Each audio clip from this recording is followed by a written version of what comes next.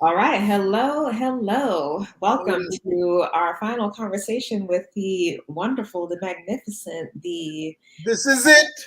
effervescent Ricardo, also known as Lavender Freddy, who's actually wearing lavender today. The image is faded off the shirt, so I can't promote my brand. I mean, you are your brand. I am. I am.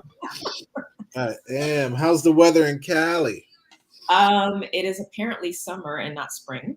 All right. So we're gonna have, I think it's gonna be in the 70s today, and then 80s for the next few days before it dips back down again. So yeah, this is where we are. But it's gorgeous. I'm mad. I was like, I thought the video froze. You were just That's like, my mad face, like 80 degrees. yeah. I mean, listen, I don't understand why people choose Uh-oh. to live in Uh-oh. cold climates. Like visiting and vacationing just to, for the what's the word? The experience of snow temporarily, but to take up residence as a permanent thing, I truly don't understand because we're not meant to be cold. So you're a California native.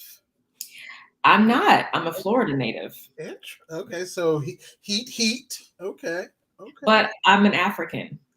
Right, right. Period. So Sure, for sure, for sure. Equatorial people, for sure. yeah, but snow is pretty. I did. I went to college in St. Louis. I went to Washington University in St. Louis. Okay. I have to say the whole name because when I say I went to Washington University, people think I went to Washington State or like George Washington. So it's like all the Washingtons. I'm All like the in Washington. St. Louis.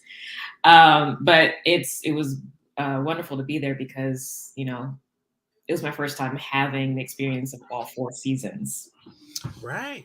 Yeah, the And fall. that first snow is so magical. Like I remember that first snow freshman year. I was just like, I walked outside and I was like, and like the little kid just lit up.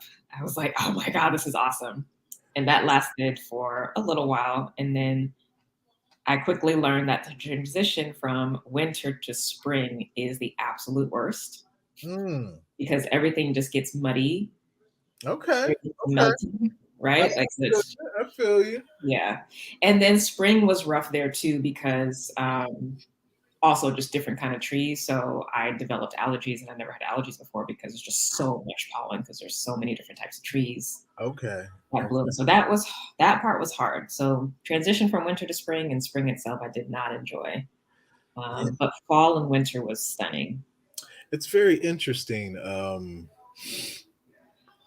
These sort of natural patterns, these seasons, and as you get older, you know, you can possibly take them for granted, um, or you can recycle one's perception and look at the dandelion in a different from a different perspective. Like we just experienced our spring equinox. So just to kind of be aware of this sort of renewal and this regrowth, the buddings and all of this stuff. It's just like, all right, this year I'm going to pay attention. I've been given the opportunity to live this long, and tomorrow's not promised, but I see you right now, like first day of spring. Actually, it was budding like 3 days before the equinox, so I'm like really interested in just really observing and Mhm. being in sync with this movement and these changes and these colors. It's gonna be a wonderful season. Yeah. Yeah, Yeah. for sure. Yes. So you are at the retreat, yes? I am not. I leave tomorrow. Oh. Yes. Yeah. Oh, okay. So it's from the 23rd till the 27th. So what I was going to do was take this day to kind of like prepare, get all the rain poncho stuff and pack up. I'll still be able to do that. But yeah, I was just like, I may not be able to do a conversation this week, but it works out. We have space, we have time to do our last conversation together. And then I will be off to my retreat and I'll DM you. I'm looking forward to it. Yeah. But also, like, 4 days is a tease. It is. It is. It really is. But this space is beautiful. It's called River Mountain. And it's just from the the way it's presenting itself through photographs, it looks like there's just this surrounded by mountainous regions. So uh, yeah, really looking forward to the quietude, really looking forward to listening to the night, really looking forward to listening to that space. Yeah. And sure, we'll have workshops and things like that, that hopefully uh, excavates our ignorance and allows us to connect with one another. But we'll see how it goes. Well, yeah, listening in a space where mountains is magical because they've been around for a long time. So there's a different conversation that happens. There's a different tapping to collective consciousness and the ancestry of the lands and of the people that used to be there. So that it really should be quite interesting. Absolutely, absolutely. When you speak about the mountains, it reminds me, like, since I'm thinking about time as materiality. Um, I have a piece at the Carnegie Museum of Art right now called Black Body, White Noise. It's a sculpture and it's cast iron cubes, but they're rusted. And what you said about the mountains, that forming that takes place over time, could be symbolic of time as materiality, and so yeah, just really thinking about things as an artist, as far as, can time become a substance that I can use and that I can work with, just like paint, just like sound, just like things. And yeah, mountains. Yeah. I think we need a new Rushmore. Have you researched any of the names of the mountains around the retreat center? No, I have not. I have not. I'm sure I'll get to it. Yeah, that'll be an interesting experience to just make initial contact before you get there. Start the conversation now. Right, right. Be like, "Hey, I'm coming." I'm going. I know certain spaces out in California. I used to live in Berkeley, um, and it was more like right on Ashby, so it's like Oakland and Berkeley. And I was working out there in Napa Valley, which is beautiful. And Marin, I would visit Marin often. Mm-hmm. And yeah, there's something about California that definitely is like, come on back. I had an incredible body. I was riding my bike everywhere. It was just like beautiful. And but Big Sur, oh my, Ooh, listen. come on now. Ooh, Big I Sur. know. It's just the romance of this state. Oh my God. And there's some really interesting, just going to call them woo woo for just a playful term. Very woo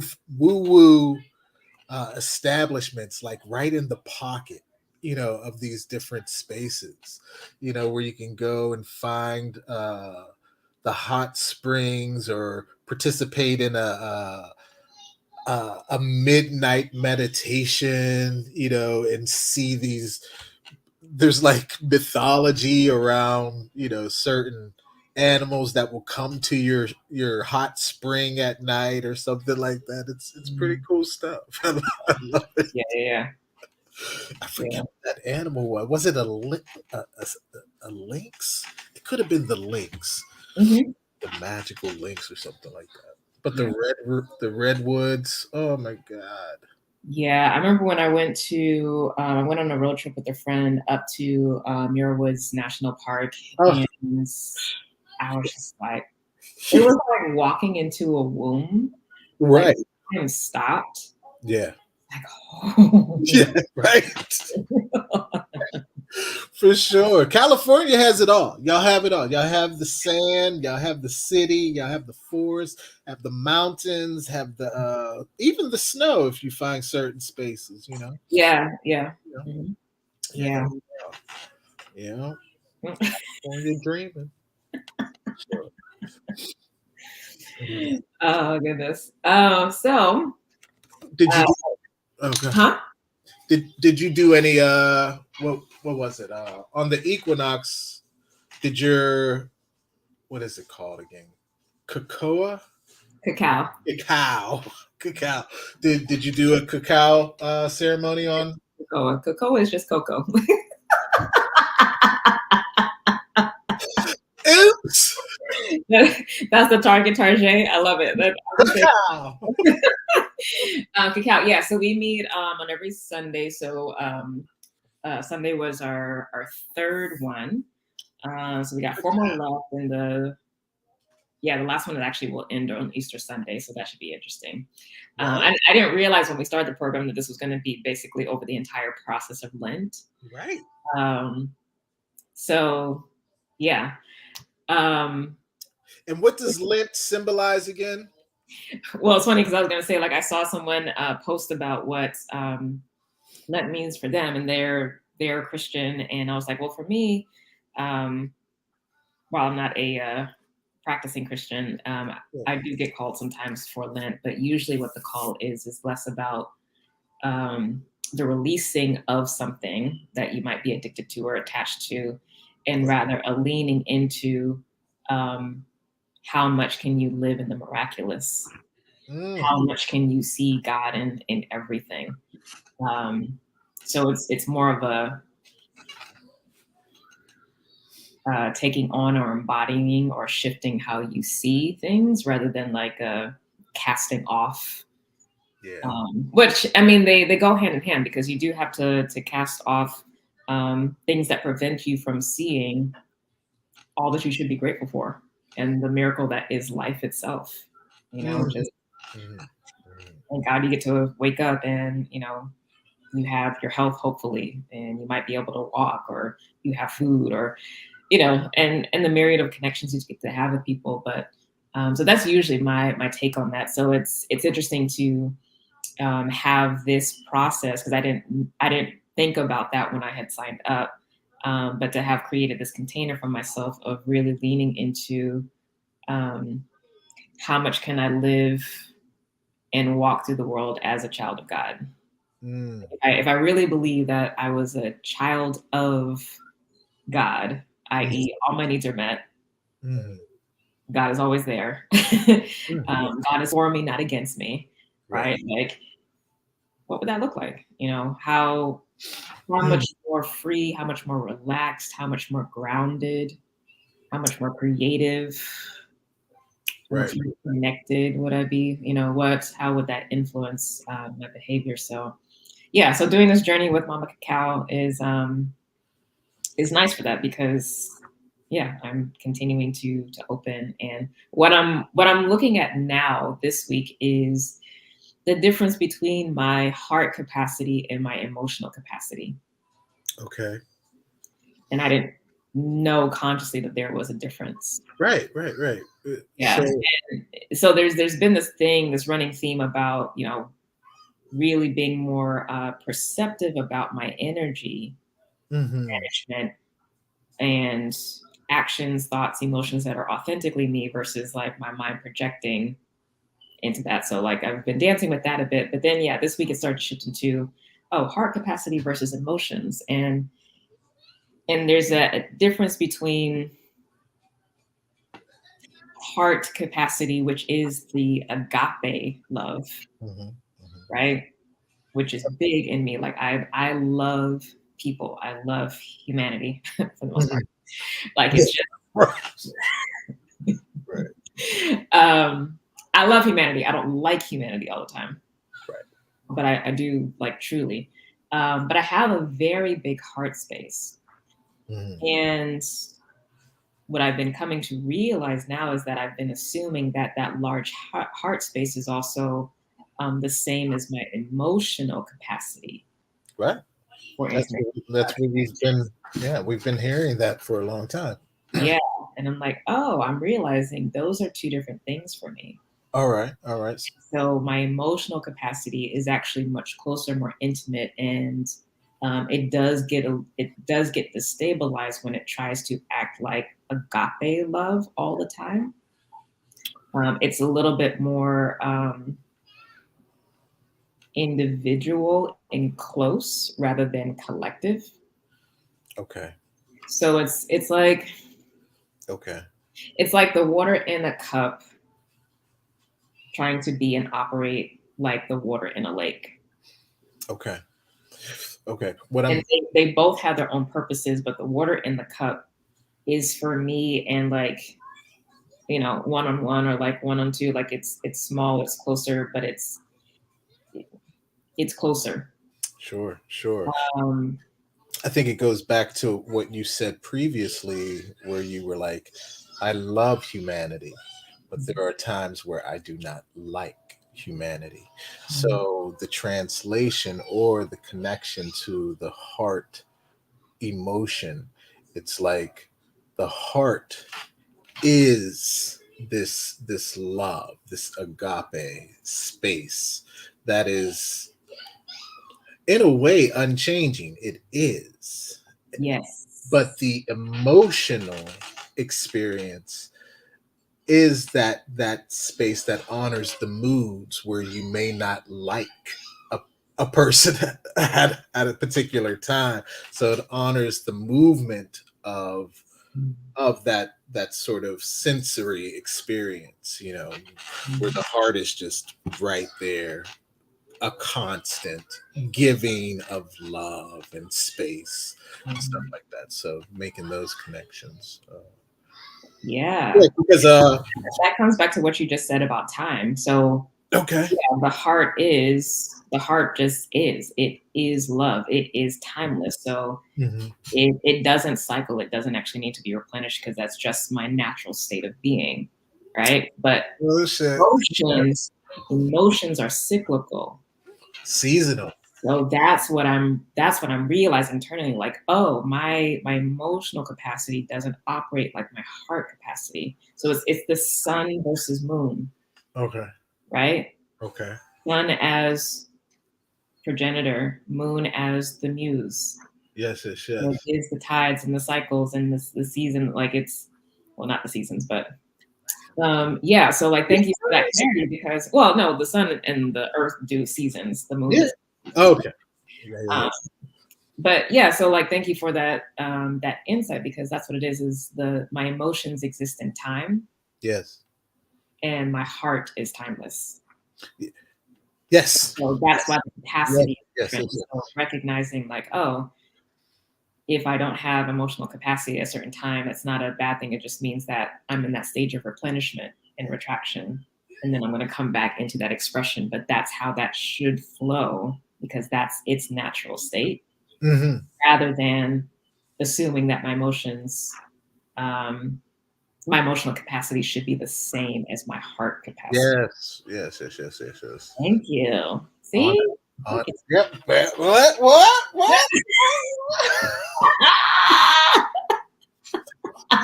Right. Right. For sure. Yeah, that's a download. Um, That's a download. Thank you. one thing that I've really been gravitating toward uh for about 2 weeks now. I'm I'm very attracted to ideas. I'm very attracted to the life of ideas. Um, it gets kind of complicated as far as when you're looking for the origin of an idea, especially within the sort of Western intellectual indoctrination, that appropriates all things, so it always leads you back to like a Pythagoras, or leads you back to a Plato or an Aristotle or something like that. And knowing damn well there were human forms that preceded this and other things going on in the world besides what's happening in Greece or something like that.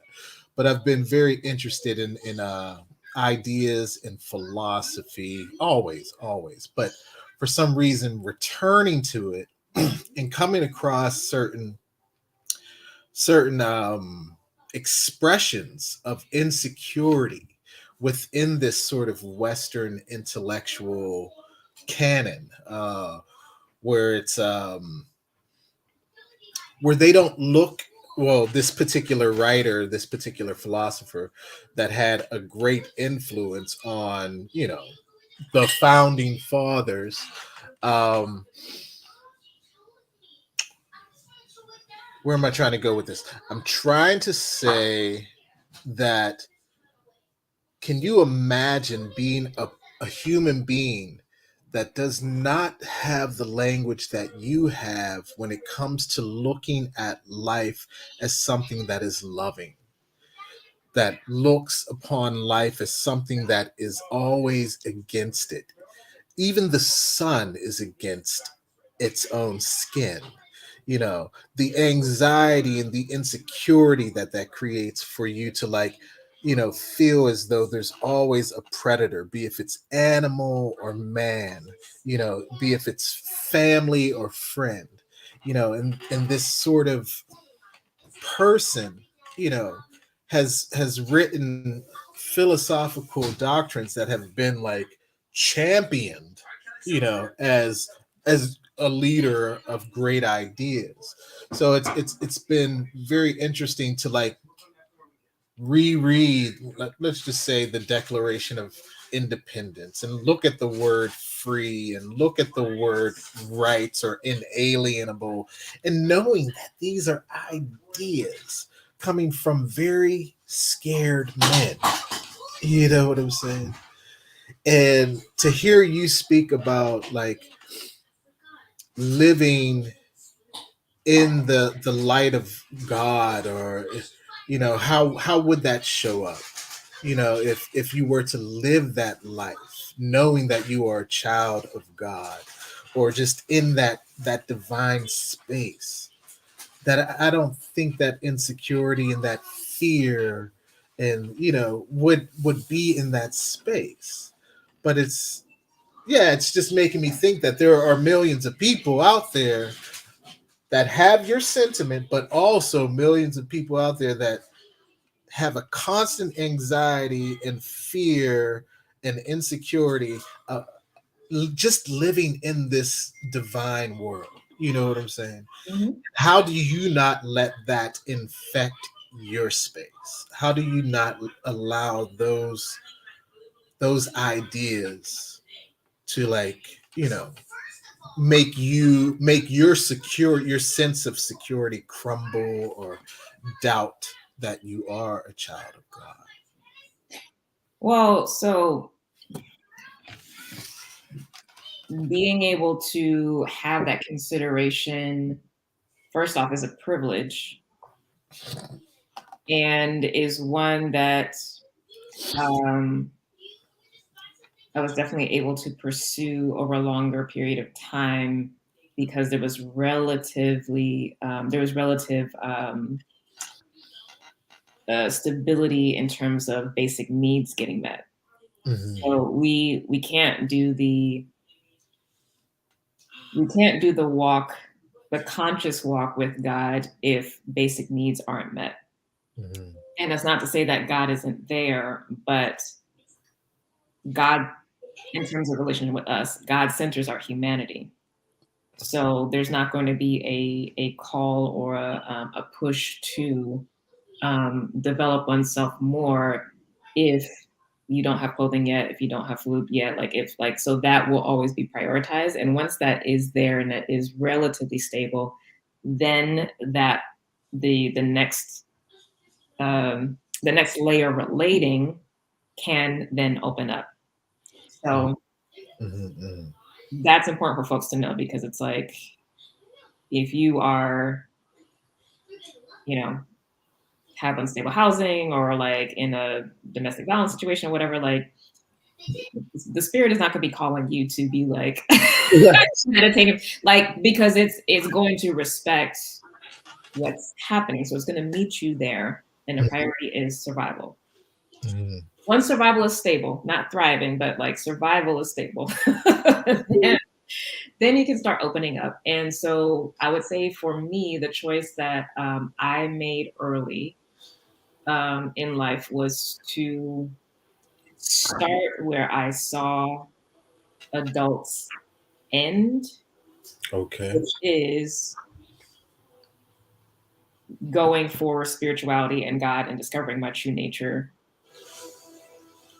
in my 20s rather than waiting until I have midlife crisis to do that and everything falls apart. Sure, Because I sure. was like, I don't want to have that experience. So what ends up happening at that point? Okay, people are asking these questions about who am I? What is my purpose? Like that's what comes up. Great. That's what I'm actually going to do now. Yeah. So that's what I did. So I did that walk first Mhm. and then was able to be objective enough to be like, okay, this is a collective thing that we are doing as humanity, this society, and whatever. And I get to choose to play the game consciously rather than feeling like I'm being played by the game. Yeah. But that choice can, from my opinion, only get made when you've done the spirit walk and understand that, like, oh, all of this is actually just construct. Mhm. Mhm. Me as woman, me as black, me as all the things. Yeah. Yeah. Cool. I can take this on and off as I want, but I can do that because I know my true nature. Right, right, right. Right. So I pursued that which is unchanging. So I pursued the Yeah. timeless so Okay. that I could handle that which is bound by time and society and circumstance. Because yes, I'm a soul, yes, I'm the oracle, all of that. I sit at the threshold of the mysteries, but I'm also a black woman in America, Mhm, mhm, right? Um, but I can do that now mhm. and still be as I am, Yeah. Yeah. right? Because of that. So that's a lot of people don't make that choice though. They usually do go the route of trying to master time or the world that we are constructed in and define themselves by I am black, I am this gender, I am like and try to get the roles right, the performance right. Yeah. And then that's what leads to the roles, the performance breaking down, and then having to be like, okay, what's the actual truth? Mhm. Or what's the reality? Because truth is truth, but what's here behind all of this that we've made up? Right. Right? So that those are the questions that come up later in the 40s, 50s, and 60s. Right, right, right. Yeah. Fortunately, I'm very impatient, so I was just like, I don't want to be doing all that. But it was a hard choice to make as well because I mean, on one hand, like my life depended on it because I was also in a really tough spot, but um, no one else was really doing that at my age. Okay. Gotcha. Now it's a different story. You are seeing younger people like being much more open to exploring what's true because the deconstruction of the performance of us in the society is crumbling at such a rate that are just like, okay, they're really just being forced to take up the mantle of self-discovery.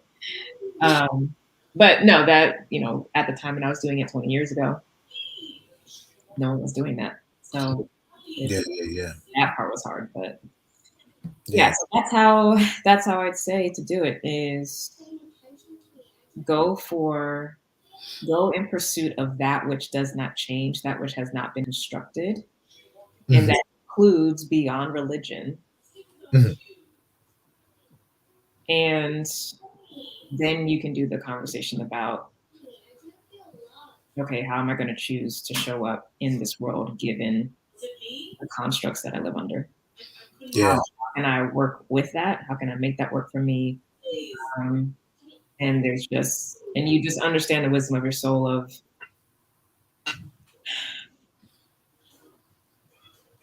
How do you convince the person that I don't even think it's your job to convince, but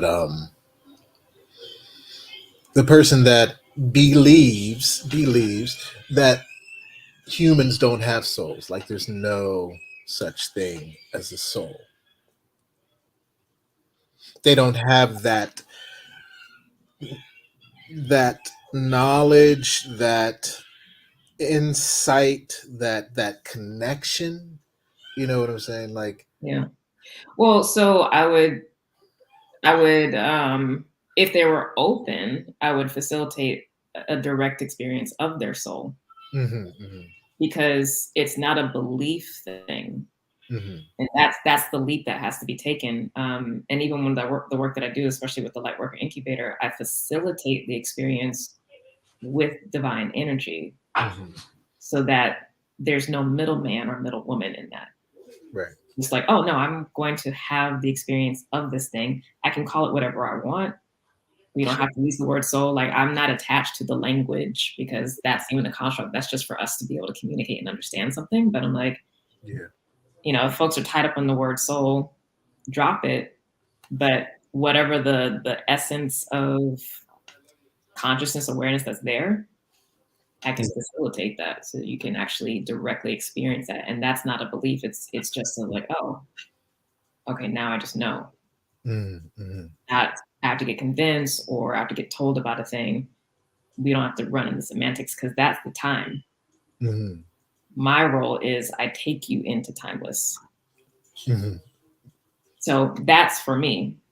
Most The people don't the actually re- they get into the like, let's debate this. And I'm like, there's no debate. You either have the experience or you don't.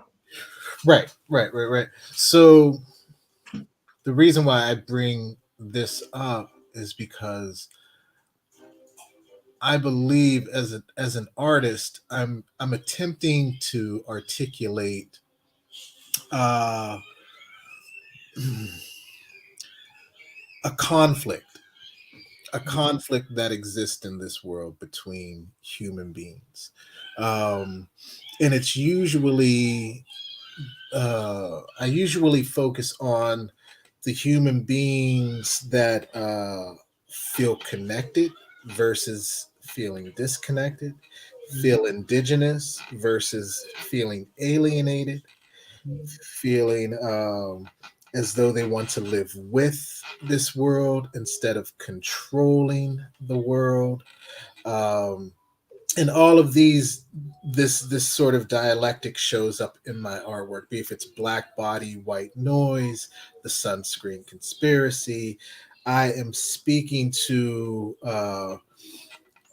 a certain narrative that can that continues to create friction between the fear and the fearless, the ones who have surrendered and the ones who continue the need to know. Like, I just have to know why. I just need to know what it is, how it works. You know what I'm saying? And there's certain people that have this sort of surrender. They just fit right into this world. You know, they move with it. They so so the reason why I bring that up, that sort of insecurity or that questioning of the soul, I would just say that term is, I'm using that term to describe the connected, the one that lives with, you know, and the soulless, or the one that's questioning that soul, like, how do you know people have souls or something like that? They don't have that connection. They don't have that insight. You know, they don't have that security of understanding that once we go through this entropy and watch our bodies, return to the stardust. They don't have that sort of romanticized or that poetry to Mhm. feel comfortable in this world. And it's very interesting to know that person or that human being has positioned themselves in an illusion of power, and we continue to pretend as if they are powerful. I don't want to talk about that part, but Yeah.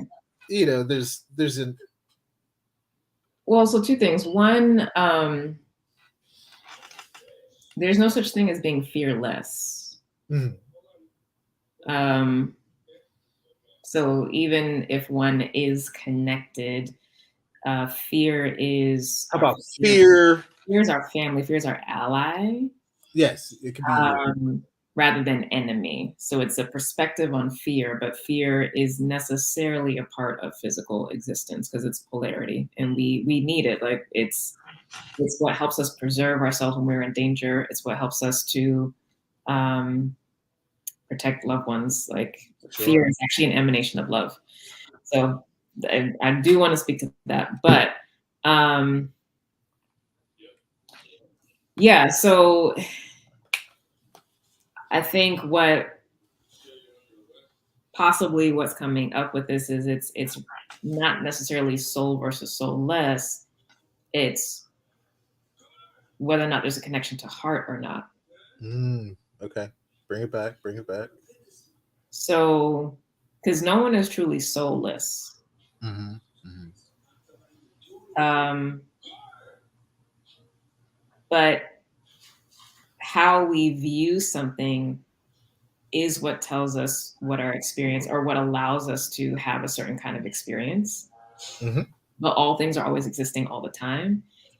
And that's why having a direct experience of something supersedes the mind. It doesn't engage with it because the mind is actually subservient to heart, Hmm. Hmm. right? So I'm sure you've heard about the studies about how the physical heart itself um, has a generates power and has a magnetic field that's twice that of the brain, Hmm. Hmm. Hmm. right? Like, and then can't even get into like the wisdom of the gut, the actual like Right, right. of the abdomen. So it's just like there are all these centers of wisdom, Hmm. and I think for those who are heart centered, like us fellow soul sun beings, if you will, um, we can't allow. I'm speaking as us as parents, Yeah. us as parents. Um, we can't allow the children to dictate the parameters of a conversation Okay. and what they're struggling with when they don't see the full picture. Mm. Mm. So we can't act as child to help the child grow up. We have to be parent, Interesting. Okay. right? And so they're only seeing a portion of the whole. We see the whole, so we have to speak from that place. Hmm. Hmm. Hmm. I'm letting it sink in because there's a part of me that understands as a parent. Um, I have, acquired certain experiences, a collection of experiences where I may be able to inform my child that's fire and that's hot and that can burn you, and no matter how visually seductive it actually is, it's I've experienced it. I know what it's capable of doing. Mhm. And I also know that there are certain people that have been able to transcend that sort of sensory experience and leave their hand in the fire as well. But Mhm. that takes a lot of training, you know. Um, so, but I do want my child to have their own relationship with the fire. Mhm. So I'm not going to encourage them to get burned, but Mhm. I will be the sentinel at the door before the fire to, Mhm. to say I've tell the story about my relationship with it. And if you choose to enter, and make that choice to do your thing, then Mhm. you will also learn from that experience as well. Mhm. Um, and I think I assume that position with everything, but there are certain things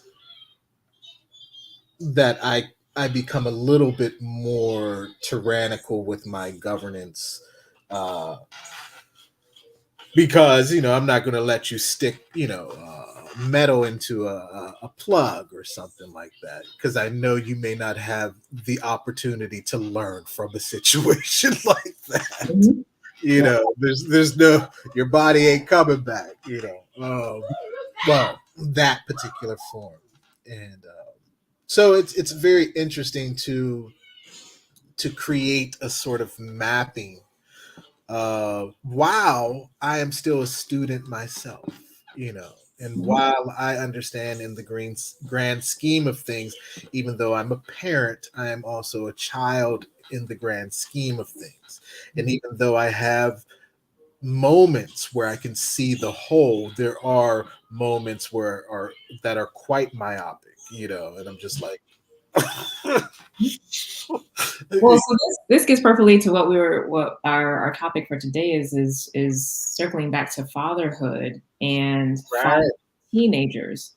So yes, fully agree with everything that you say. It's the ultimately direct experience is going to be the main teacher, but that shifting into um, how you have to pivot when they go from child to teenager in terms of guidance on things. And it's just like, well, the older you become, the more you know. And Mhm. so, yes, I'm going to guide you, and you share your experience because I'm just riffing off the top of my head, um, or compared. So, the more you go, you you have the wisdom and the knowledge, and now it's on you to practice. And then by the time you get to adulthood, and we're dealing with other adults now at this point, you know what's up. Yes, yes, I do, and sometimes I have an expectation for us to show up differently, but there are moments where we can be childish. Mhm. You know what I'm saying? And I'm like, wait, how did we get here? And I'm like, oh, okay. Mhm. I'm participating, and I'm involved in this, creating this very childish moment. And what I mean by childish moment, it could be just like an argument about anything, but it usually,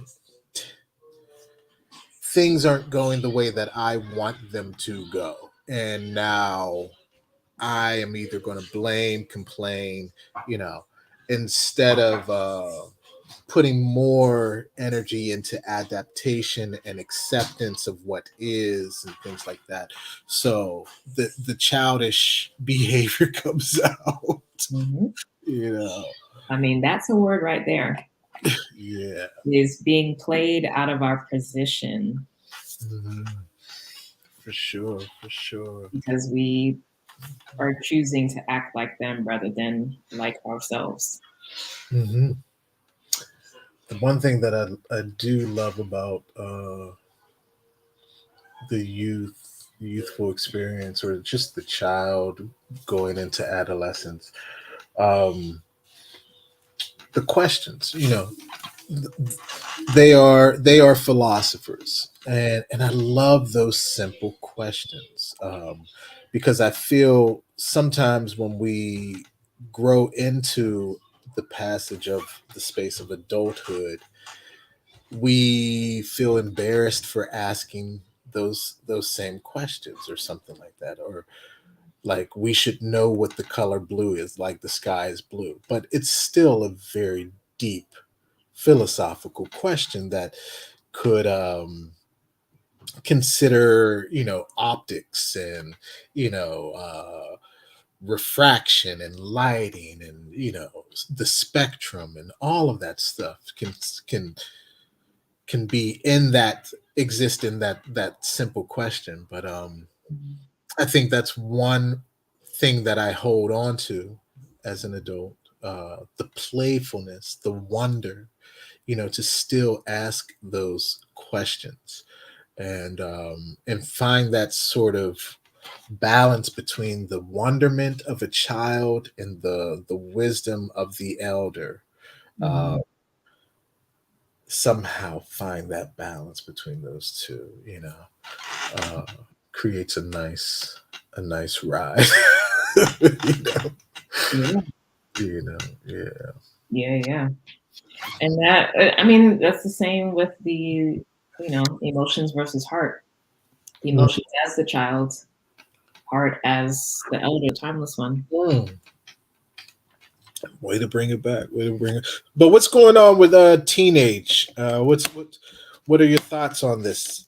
Well, yeah, so I wanted to ask, like, for you, like, what, since you've had the experience of raising teenager, what specific adaptations in the way that you parented, guided, mentor, um, had to come in? Mhm. And I would say probably, I mean, it might have started, middle school years, but maybe even more particularly specifically high school, Mhm. um, what that was, because that's literally right in the middle of that threshold. Mhm. Um,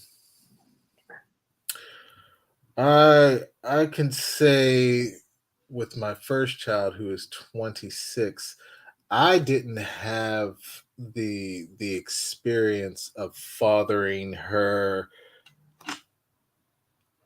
in close proximity during that time. It Mhm. was, we are in two separate states, so there was that sort of distance as a parent. So I'm missing out on a lot of details that come with, the child returning home and going through that teenage experience. But with my second child, who is just, entering into it, and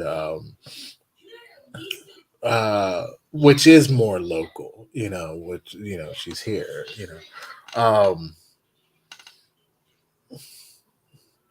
yeah, it's a new ball game right now, as far as there's so much to learn, and I really don't have a sort of template or a curriculum, but I know, like last night, it isn't like I'm asking her, what game are you playing? She shares with me the game that she's playing. Everybody's on their devices and stuff like that. And I'm like, oh, hold up, let's have a family meeting. Let's have a family meeting, and I just want us to be conscious of you, because we're now in a digital environment where accessibility is at your fingertips, and I encourage not only being a consumer of this information, but also thinking entrepreneurially, as a creator as well. Um, and so there's things that I'm trying to like remember about my own teenage experience in the way that it's showing up now. What I'm seeing, I don't have it together just yet. I'm we're not teaching call 911 in case of an emergency, anymore. We're not teaching that you need to memorize on Sandy's number, your grandma's number, the addresses. That's how I was, raised, where you were like, that was exercised for you to like memorize all of these things. But now we have these devices where you're just seeing the name, you don't even remember the number. you know.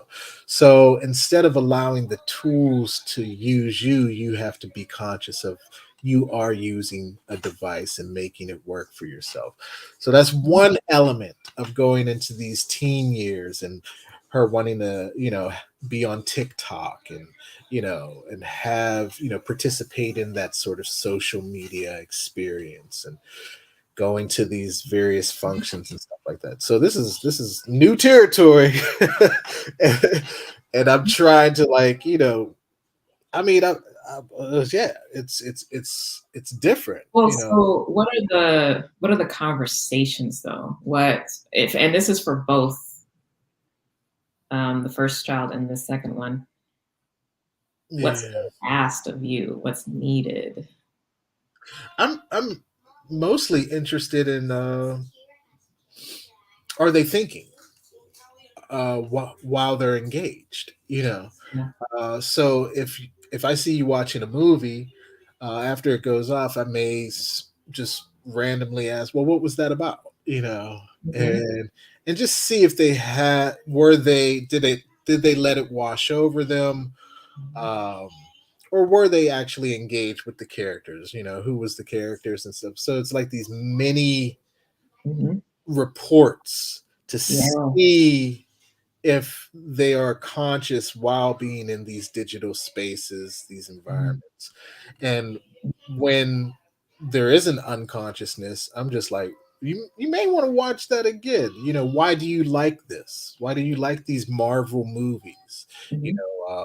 What are they speaking to you? Mhm. Where are they speaking to you? So I'm interested in how they're feeling and how they're interpreting this experience and this Mhm. this world right now. Yeah. Yeah. when Yeah. when we were growing up, the news was not questioned, and now, you know it is so accepted that the news is full of shit, or it could be fake. Even though it has always had that fake element, it was not out on Front Street the way it is now. Mhm. So now we're living in a sort of deep fake. You can digitally manipulate things. You have to now fact check things. Everything's in question right now. Mhm. So it's like, here is the time for you to build new rites of passages, build a new relationship with this environment. Remember your humanity. Don't allow yourself to become too algorithmic or digitized. And so yeah, it's new. It's new right now for me. Well, I'm so kind of going through it like yeah, no, I mean, so there's elements that are just going to be their period of safety and protection. So the context changes, but the action remains the same, right? the So like heart stays the same. yeah, Yes. but I think that main shift that I hear you speaking to that articulate is um, we are in a world right now where um, not only ourselves but our children can think Okay. Yeah. because they don't have to hold um, information that is like, okay, memorize this, memorize that. Like they're just not like becoming dictionaries. It's like, no, we can something else, tools can hold that information. Your Mhm. mind can now be free to actually think. Interesting. So I love that because as you were talking about,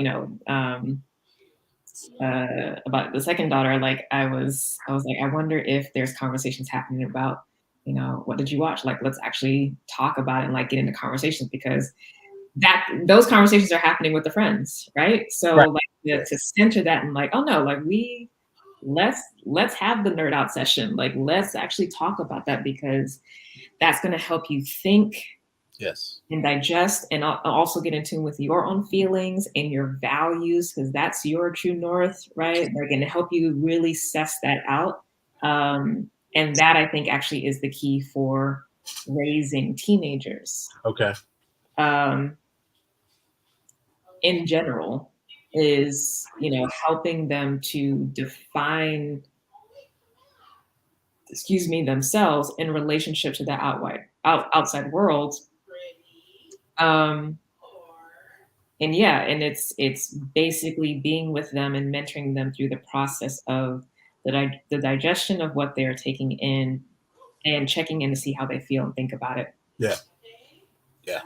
And everybody's going to have their own, preferences and all of that. But it's just like, oh no, let me walk you through this process because I understand as adults that this is actually a lifelong journey and process. So I want to get you in the habit of like how you can do this in a way that actually is going to keep leaning you towards the truth of child, Mm. your Yeah. true sense, rather than purely conforming to the performance of the society. So yeah. Yeah. Yeah. Yeah. Yeah. Awesome. So then I can definitely take that for the creative projects because it's like, for when we're in the process of editing or refining something that's a rough draft or something, um, it's like, okay, well, if we do this possibility, how does this feel? Yeah. What do we think about this? Yeah. You know, like, every little part and like that's and so being able to step back now on my process, I can see where before it was frustrating me to be doing that because I'm just like, oh, I just want to know. Right. Well, no, this is actually what has to be done. Mm-hmm. Is digesting and relating so that you can decide where you want to land. Yeah. This is actually the teenage process. You're right. Right. Yeah. Yes. Yeah. Yes. Thank you for that. For sure. For sure. So what you got going on after this? Errands, because adult things. Yeah, I gotta think. What's for dinner? I gotta pull everything out. Yeah, yeah, yeah, yeah. I look forward to well, I'm in certain ways like I actually can like get more support for home because I'm just like this whole adulting thing is just so yeah, doing some errands and admin work today, but I'm gonna keep it relatively light. Because yeah, it just feels like that kind of day. So Awesome, awesome, yeah. awesome. Well, Yeah. is there anything else we could bring up before we part ways? I will definitely tune into your. Are you taking off next Yeah, month? next week I'll be taking off. I have someone scheduled for the first Tuesday of April. Okay. I may be on some podcasts in April, so I might be taking a break after that next interview. Yeah. I don't want to overwhelm myself. So Sure. I'll keep folks posted on my newsletter and on Instagram, and then if I remember, I'll make posts on YouTube and community tab just to let them know. But yeah, next week I'll be off. And then we'll see what's going on with the schedule for podcasts. So Awesome. yeah. Awesome. Excellent. Excellent. Well, it has been an honor and a privilege, and thank you so much for just like inviting me into this space to have these dialogues with you. I think what you're doing is very, very important and inspiring. It makes me, want to consider creating spaces like this for intentional conversation to take place and creating these safe spaces in order for thought to generate and volley back and forth. Like I do walk away from these thinking, you know Mm, and that's good. That's very good. yeah. Well, so thank you for that, and I am elated that that inspires you to take action because that's always a thing for me. For Is sure. that the things that I do can be templates that can be adapted by other folks. So yes, please. um, but also too, What you got? the thoughts. How does it make your heart feel? In this moment? Well, just in general, like with the conversations, like, do you find that it's opens you up more? Absolutely. Absolutely. it's like the physically I feel myself taking deeper breaths, just like Mhm. and then there's that expansion that I can physically feel, which I am interpreting as creating more room to allow, you know, energies to enter. So there's that moving. I heard someone say before, moving at the speed of trust. I can't pay Mhm. attribution to where that was spoken, but I love that, moving at the speed of trust, and that conversations can have that movement themselves. So I Mhm. know there were moments in our dialogue where I had to move at the speed of trust, and feel that opening up, and also just how much, having the choice to, what do I want to disclose. I don't know how long, these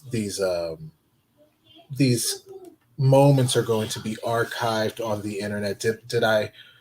Did I represent myself, all of those things where you become self-conscious because you're dealing with the digital mirroring of oneself. Mhm. But there was a lot of breakthroughs through those moments and a lot of relaxation to just go. So that was very interesting, using this tool to like create spaces where counseling could, a kind of, in that context, because yeah, I value your words, and I value your perspective, Mhm.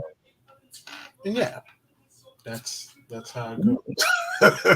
Yeah. So what I would say is when you take that inspired action to, create whatever you're inspired to create from this, Yeah, yeah.